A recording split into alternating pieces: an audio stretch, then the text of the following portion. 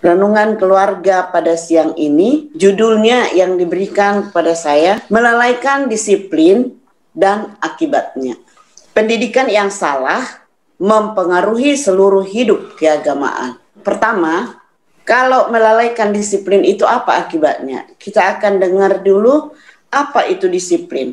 Disiplin adalah suatu kondisi yang tercipta dan terbentuk ya melalui proses serangkaian perilaku yang menunjukkan nilai-nilai kehidupan atau nilai-nilai positif. Itulah disiplin. Disiplin suatu kondisi ya yang tercipta dan terbentuk. Nah, disiplin ini sangat perlu di dalam keluarga, di sekolah, di kebaktian, di masyarakat, dan di mana kita berada. Di rumah tangga ini terutama. Ya, sangat-sangat perlu disiplin. Disiplin itu kondisi kita, yaitu di mana tercipta dan terbentuk. Apa itu yang terbentuk? Sikap kita, tata cara, tata cara berbicara, ya, tata cara untuk di dalam bekerja. Ini bentuk, jadi itu sangat-sangat baik. Disiplin, itulah disiplin. Dalam rumah tangga, belum lagi dalam sekolah atau di gereja. Lalu bagaimana kita akan mengatur kehidupan kita, ya? Di sini ada tipnya, mendisiplin. Cara agar anak disiplin, mandiri dan tanggung jawab, ya. Disiplin itu adalah keteraturan, ya, di dalam segala aktivitas. Pertama, ajari si anak untuk ketika nama mereka dipanggil. Kalau kita panggil anak, contoh ada si Morado dan Jessica di sini. Morado, lalu jawab Morado. Apa? Tanamkan kepada si anak. Tidak boleh menjawab dengan berteriak. Contoh ini ya, Morado, jangan sakit hati. Contoh. Apa? Lalu dipanggil lagi oleh mamanya. Jessica, ya? Ajari mereka, suruh datang ke orang tua, jangan berteriak. Itu suatu tata cara, ya. Ya ma, ya pa, lalu datang. Baru berdialog dengan anak. Nah, jadi jangan kita sambut, apa? Lama-lama dia akan terus nanti menjawab orang tua. Apa? Jangan dibiarkan. Jangan dibiarkan. Ya. Oh iya, ambil ini, bentar. Dengan teriakan. Jadi suruh anak dengan menjawab dengan baik dan juga ajari si anak datang menghampiri orang tua. Ya. Jadi ini membantu anak-anak belajar bahwa disiplin kadang menuntut kita melakukan sesuatu di luar keinginan kita. Kalau tidak diajari anak-anak itu untuk bersikap mendengar orang tua dibiarkan, lama-lama akan rusak. Lama-lama dia berteriak, dia tidak peduli. Yang kedua, terapkan respons positif kepada anak. Banyak anak yang tidak suka ditegur, tidak suka dinasihati, tidak suka diingatkan pada masa-masa kecil si anak.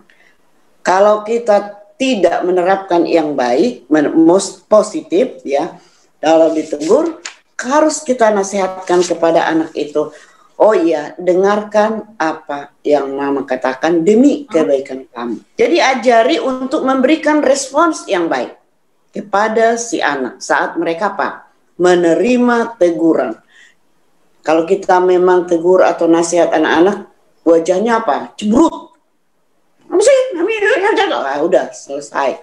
Tapi kita dudukkan mereka, lalu kata nasihati, bagaimana mereka menerima teguran yang baik. Oh iya mak, iya, ya pak, kan gitu. Karena apa? Kalau kita biarkan ini, hal keegoan akan membuat si anak berkembang. Ya, ini berikan respons yang baik kepada si anak. Yang berikutnya, hargai kedisiplinan si anak. Ya, pujilah anak itu bila mana dia melakukan pekerjaannya, aktivitasnya, sikapnya dengan baik. Terima kasih nak, kamu sudah melakukan yang terbaik. Puji, berikan pujian kepada anak, melakukan hal yang terbaik di rumah, di sekolah, di bermasyarakat, ya. Dan dengan demikian anak itu akan merasa bangga bahwa dia ada yang memperhatikan, ya. Bahwa kedisiplinan itu memang menghasilkan yang baik. Nah, yang berikutnya, dorong si anak untuk melakukan kegiatan yang berguna. Kalau sekarang ini anak-anak, ya, pekerjaannya apa? Main HP, terus game, ya, PS, semua pokoknya. Kalau sudah ditarik HP dari tangan ini, berontak, nangis, merontak. Itu harus dijauhkan. Berikan kepada mereka aktivitas yang baik. Jangan bermain HP. Ada orang tua memang, ya, supaya diam, saya bisa kerja, biarlah di sini. Lama-lama akibatnya apa? Rusak mentalnya. Ajarkan si anak mengenai konsekuensi di dalam setiap pertimbangan, ya.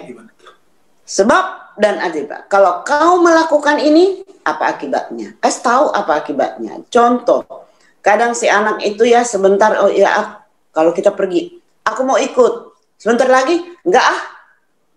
Bentar lagi, oh ya ikut. Akhirnya nangis. Berikan konsekuensi. Ikut atau tidak?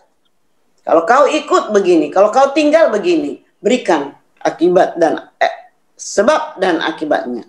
Karena apa? Setiap hal yang memiliki konsekuensi, ya, masing-masing, mau itu hal yang baik ataupun yang buruk, akan dimengerti anak-anak. Itu yang kita harus tanamkan. Dia akan bisa menerima, oh ini kalau saya begini akibatnya ini, kalau saya begini akibatnya ini. Jadi mereka bisa, walaupun masih kecil, mereka sudah tahu apa akibatnya yang mereka lakukan. Ini akan membuat si anak lebih bisa memiliki disiplin diri, ya. Baik tidur pada waktunya.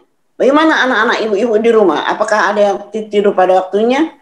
Ya, kadang anak itu kita biarkan tidak tahu jam tidurnya kapan. Nah, ini perlu tidur. Masalah tidur memang mungkin sepele, ya, bagi kita orang tua. Tetapi, ya, melatih si anak untuk tidur tepat waktu adalah suatu latihan kedisiplinan yang sederhana. Karena tidur tepat waktu ternyata membutuhkan banyak kontrol diri bagi si anak. Itu perlu kepada orang tua. Tidur siang, tidur malam harus dikontrol anak. Karena apa?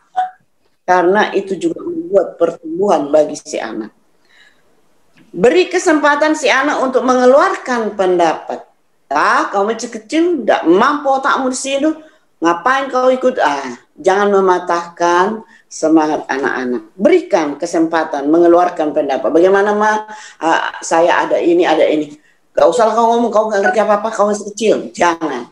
Oh iya, berikan pengertian yang bagus. Eksistensi sangat penting untuk semua orang, termasuk sangat penting untuk si anak, ya. Jadi orang tua berikanlah kesempatan untuk si anak mengeluarkan pendapat dan isi hati mereka. Jangan mengekangnya untuk mendisiplin. Jangan selalu apa yang kita mau kepada anak, dari orang tua kepada anak, ya.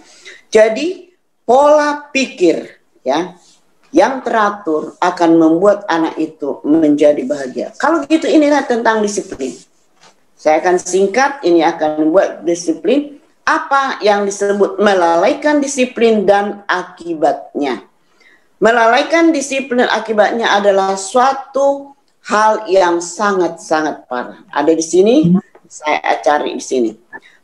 Satu kutuk tergantung atas diri orang tua yang tidak mendidik anak-anak mereka supaya takut akan Allah, ya. Tetapi telah membiarkan mereka bertumbuh menjadi orang-orang dewasa yang tidak berdisiplin dan tidak terkendalikan. Dapat kutuk. Kenapa? Ya, kalau mereka tadi tidak teratur dalam kehidupan sehari-hari di rumah tangga, hal-hal yang baik, yang positif, amburadullah kehidupannya. Apa yang datang? Ya, di mana dia berada tidak pernah akan membawa berkat. Ya kan? Nah, selama masa kanak-kanak mereka, mereka telah dibiarkan untuk menunjukkan kemarahan dan kekerasan hati dan bertindak menurut dorongan hati mereka. Dan mereka membawa roh yang sama ini ke dalam ke rumah tangga mereka kemudian. Maunya sendiri, tidak terkontrol, tidak mau mendengar nasihat, melakukan pekerjaannya apa yang mau. Itulah orang yang tidak mendengarkan disiplin. Mereka mempunyai kekurangan dalam sifat mereka dan dikuasai oleh hawa nafsu dalam pemerintahan mereka. Ya, sekalipun dalam penerimaan mereka akan Kristus, ya, mungkin dia sudah bertobat atau apa, menerima dari kenakalan-kenakalan masa lalu yang tidak mau mendengar, ya, mereka tidak mengalahkan nafsu mereka yang dibiarkan memerintah pada masa kanak-kanak. Jadi yang lalu memang bisa kita berubah, tapi ada hal yang tidak bisa diterima, ya. Pada masa kanak-kanak mereka yang bandel itu, yang nakal, yang tidak mau mendengar disiplin, itu katanya mereka membawa ada akibat dari pendidikan masa kecil mereka kepada seluruh keagamaannya, seluruh hidupnya ada akibatnya. Ya, yang tidak berdisiplin, yang tidak mau mendengar pendapat, nasihat, ada akibatnya di dalam kehidupan mereka berikutnya. Adalah suatu hal paling sukar untuk menghapus kesan yang telah diadakan dengan cara demikianlah pada tanaman Tuhan, ya. Oleh karena apabila rantingnya dibengkokkan, ya, maka pohonnya juga akan turut dibengkokkan.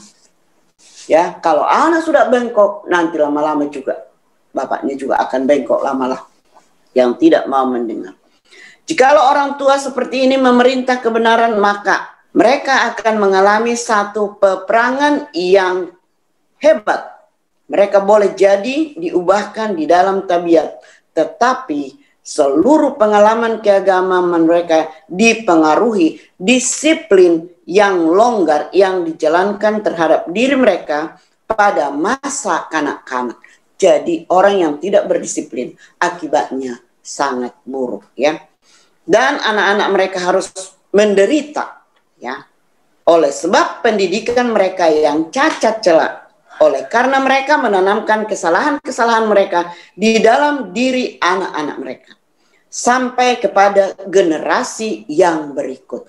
Jadi apa dikatakan, ya, pendidikan yang kurang masalah di sini menjadi suatu membawa akibat yang sangat buruk di dalam keluarga. Kita ajari anak-anak, kita berikan disiplin yang baik kepada anak-anak, ya, karena melalaikan disiplin adalah akibatnya sangat buruk bagi anak-anak. Ada nasihat, renungan untuk kita. Anak-anak dan orang muda tidak pernah akan merasakan ketenangan dan kepuasan sebelum mereka ikut meringankan tangan ibu, ya, yang letih, dan hati serta pikiran ibu yang lelah dengan cara melakukan dengan setia tugas-tugas rumah tangga. Ini nasihat yang sangat bagus, ya. Jadi supaya diperhatikan oleh orang-orang muda, anak-anak, ya, tidak akan pernah merasakan bahagia kalau mereka melalaikan tugas dan melalaikan mereka dengan hati mereka kepada ibu. Pekerjaan yang teratur, ya, dengan baik adalah apa yang mereka perlukan untuk menjadikan mereka kuat, ya, bersemangat, gembira, bahagia, dan berani menghadapi segala macam ujian yang memenuhi kehidupan ini. Jadi kita akan memperoleh kebahagiaan bila mana kita menjalankan disiplin yang baik, terutama disiplin untuk menurut kepada Tuhan. Inilah renungan rumah tangga kita pada siang hari ini.